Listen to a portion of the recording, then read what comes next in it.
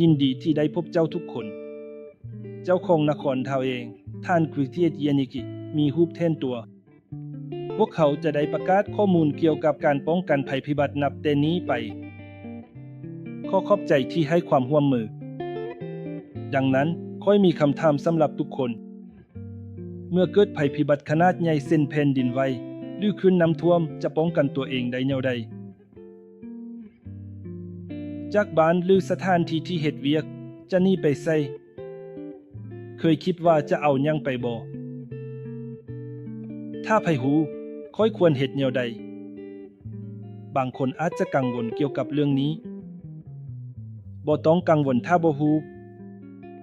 ในวิดีโอต่อไปนี้ค่อยจะอธิบายให้เข้าใจง่ายมาเรียนรู้การป้องกันภัยอย่างม่วนซื่นกัน